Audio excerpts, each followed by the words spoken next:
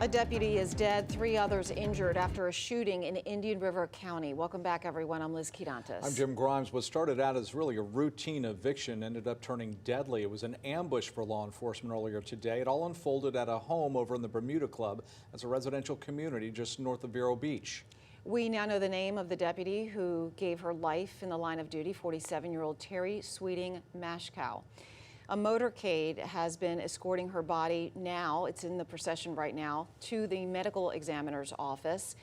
It started just moments ago, lights flashing, sirens silent, as law enforcement honored the 25-year veteran. Yeah, tonight we have live team coverage. CBS 12 News reporter Jack Wu. He was among those first on the scene, and Jack got a chance to talk to neighbors about what they saw. But first, let's head to Al Pefley with what exactly happened moments before that gunfire erupted. Al? Liz, we anticipate in a short time that the motorcade bringing the body of this deputy, Terri Mashkow, from the scene of the shooting here to the medical examiner's office will arrive here in Fort Pierce in just the next several minutes. As you can see behind me, there is a huge American flag draped over the road down there in memory of this slain deputy. What an awful day. 6 days before Thanksgiving. Indian River County Sheriff Eric Flowers is mourning the loss of one of his deputies. 47-year-old Deputy Terri Mashkow is dead, and Deputy Tino Arispe was shot in the shoulder while they were serving an eviction notice this morning at a home near Vero Beach. I'm absolutely heartbroken. I've worked my entire career with Terri, and as have pretty much everybody else at the agency. You know, we don't have a lot of people who have been there beyond that time. 25 years is a long time. The sheriff says deputies Terri Mashkow, Tino Arispe, and Sheriff's Office Sergeant Gary Farless were at a home on Governor's Way in the Bermuda Club, a gated neighborhood near Vero Beach, to serve an eviction notice shortly before 9 Friday morning. A woman there wanted to have her son evicted, and Michael Halberstam, the man they were there to evict, confronted them. While they were in the entryway, having just made entry into the home, Mr. Halberstam retrieved a weapon, and he began indiscriminately firing at our deputies on scene. One or more of the deputies fired back, wounding Halberstam. I can tell you that our team will feel this forever. Terri was an amazing deputy. She had a beautiful heart, and she will be missed. Deputy Tino Arispe, who suffered a gunshot wound to the shoulder, was taken to HCA Florida Lawnwood Hospital in Fort Pierce. Some of his fellow Indian River County Sheriff's deputies were at the hospital waiting for word on his condition.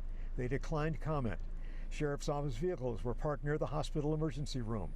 A locksmith who was also at the house during the shooting was wounded and is now in critical condition. And the gunman, Halberstam, was also wounded and at last report was in critical condition. And I just got off the phone a short while ago with a spokesperson at the hospital. The condition of these individuals has not changed. The deputy who was wounded is in stable condition at this point. The individual who shot these deputies, he's in critical condition, and the locksmith also is in critical condition at this point. Live in Fort Pierce, Al Pefley, CBS 12 News.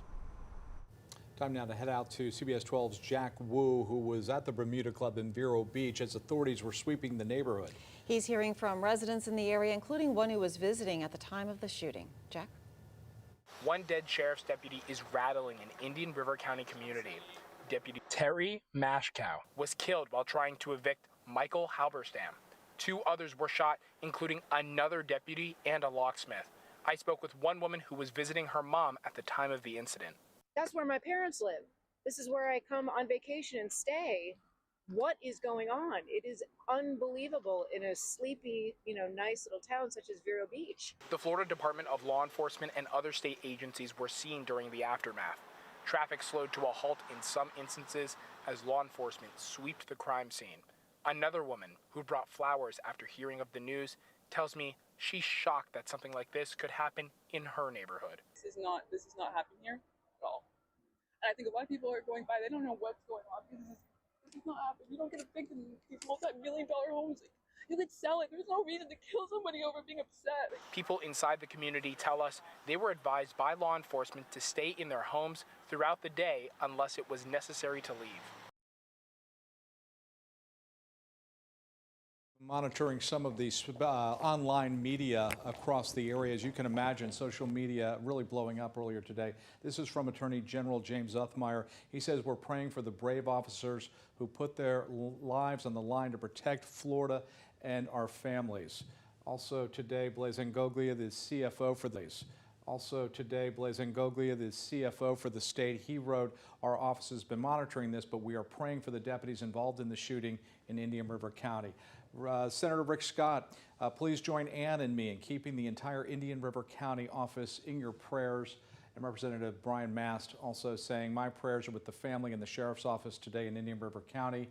And finally, one more. This is from Senator Ashley Moody. She says, heartbreaking news out of Indian River County. Justin and I are praying for the family and the deceased deputy for their full recovery and those heroes who were brutally attacked while keeping Florida safe. Of course, local law enforcement also extending their thoughts and prayers over in Port St. Lucie. We've got West Palm Beach, St. Lucie, Martin counties, all of them offering their condolences to the deputies, family, friends, and their colleagues.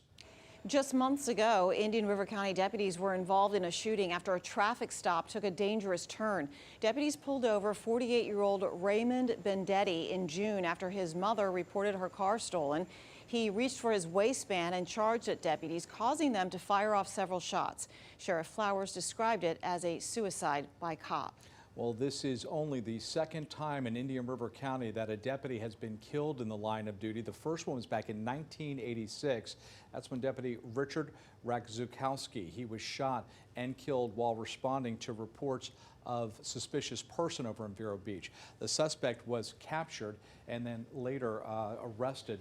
That person is sitting on death row as we speak. We are staying on top of this breaking news. Make sure you have our app downloaded to your phone. You can find it in your app store by searching CBS 12 News. It's free.